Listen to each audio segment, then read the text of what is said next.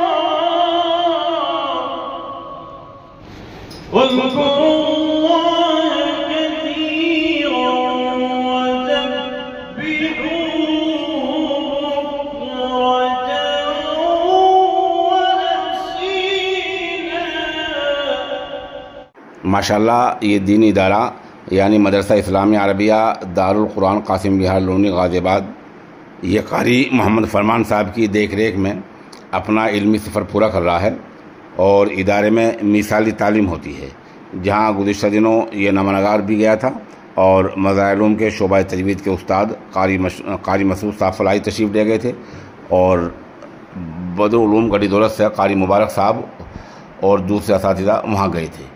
इदारे में बिलोन कदीम तलबा 120 और नए तलबा 40 और कुल तलबा की तादाद 160। इस तरह मकामी कदीम तलबा और तालिबात 120 और जदीद 150। تعلیم ماشاءاللہ قرآن کریم حفظ و ناظرہ میں تجوید اردو دینیات درجہ نرسری تا درجہ 8 جونیئر ہائی اسکول اور کمپیوٹر کی تعلیم دی جاتی ہے اور یہ ایک مثالی ادارہ ہے پورے علاقے کا. یہاں کا نظام اور یہاں کا نصاب یہاں دیکھ ریکھ اور سب سے اچھی بات یہ ہے کہ بچوں کو جو باہری بچوں کو جو کھانا دیا جاتا ہے وہ بہت ہی عمدہ بہترین اور سادہ کھانا دیا جاتا ہے اور مدرسے کا پورا نظام کمپیوٹر پر مبنی کیمروں پر مبنی ہے جہاں اساتذہ کی دیکھ ریکھ بچوں کی دیکھ ریکھ بچہ کس وقت کہاں جا رہا ہے ان تمام امور پر نگاہ رکھی جاتی ہے. اللہ تعالیٰ ادارے کو دین دنیا چوگنی ترقی عطا فرمائے اور قاری محمد فرمان صاحب کے سائے میں اور ان کی دیکھ ریکھ میں یہ ادارہ اپنا علمی سفر پورا کرتا رہے.